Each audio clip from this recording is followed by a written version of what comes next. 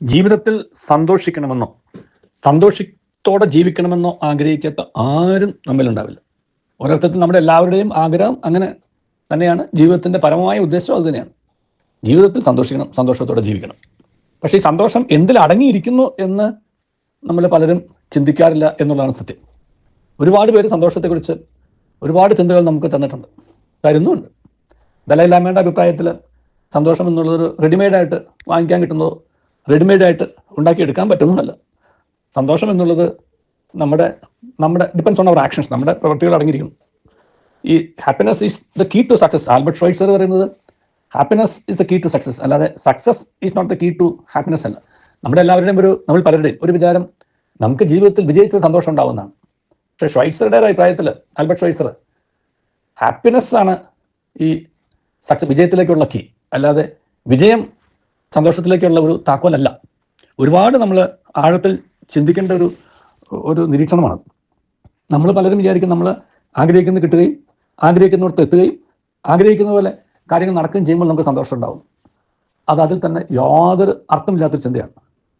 അങ്ങനെയുള്ള സന്തോഷം വളരെ നൈമിഷികമാണ്, താൽക്കാലികമാണ്. നേരെ മറിച്ച് നമ്മെ സന്തോഷത്തോടെ ജീവിക്കാൻ സഹായിക്കുന്ന വിജയങ്ങളിൽ എത്തിച്ചേരാൻ തക്കവണ്ണമുള്ള ഒരു സന്തോഷം നമുക്കുണ്ടാവുകയും ആ സന്തോഷത്തിൻ്റെ തുടർച്ചയായിട്ടുള്ള വിജയങ്ങൾ നമുക്ക് ലഭിക്കുകയോ എത്തിപ്പിടിക്കുകയോ അല്ലെങ്കിൽ നമ്മൾ അത് കരഗതമാക്കുകയോ ഒക്കെ ചെയ്യുമ്പോൾ നമുക്ക് ജീവിതത്തിൽ സന്തോഷം ഉണ്ടാകും. മഹാത്മാഗാന്ധിജിയുടെ അഭിപ്രായത്തിൽ എനിക്ക് ഒരുപക്ഷെ ഏറ്റവും ഇഷ്ടപ്പെട്ട ചിന്ത അതാണ്. നമ്മൾ പറയുകയും നമ്മൾ നിലകൊള്ളുകയും നമ്മൾ ചെയ്യുന്ന കാര്യങ്ങൾ എല്ലാം ഒന്ന് തന്നെയാകുമ്പോൾ ജീവിതത്തിൽ സന്തോഷം ഉണ്ടാകും. What you say, what you do and what you stand for and what you think also. നിങ്ങൾ ചിന്തിക്കുകയും നിങ്ങൾ പറയുകയും നിങ്ങൾ നിലകൊള്ളുകയും നിങ്ങൾ ചെയ്യുന്നത് ഒന്ന് തന്നെയാകുമ്പോൾ സന്തോഷം ഉണ്ടാകും. അപ്പോൾ നമുക്കൊരു കോൺഫ്ലിക്റ്റ് ഓഫ് കോൺഷ്യൻസ് ഇല്ല. അതാണ് എൻ്റെ കാരണം. നമുക്ക് അസ്വസ്ഥത ഉണ്ടാക്കുന്നത് എന്താ?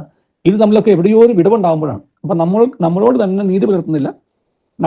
നമ്മളിൽ തന്നെ ഒരു ഡുവൽ പേഴ്സണാലിറ്റി നമ്മൾ ഉണ്ടാക്കുന്നു, അല്ലെങ്കിൽ ഒരു കാപട്യം നമ്മൾ ഉണ്ടാക്കുന്നു.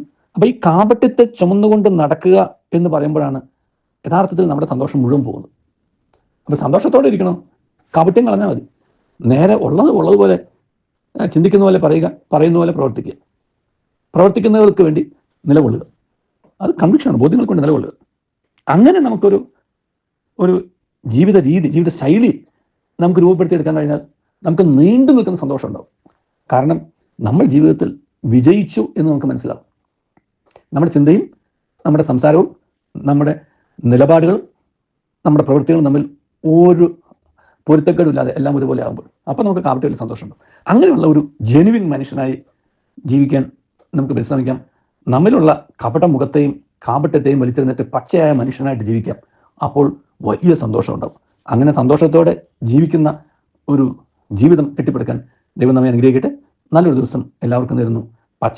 ദൈവം ആഗ്രഹിക്കുന്നത് പച്ചയായ മനുഷ്യനായി ജീവിക്കാനാണ്.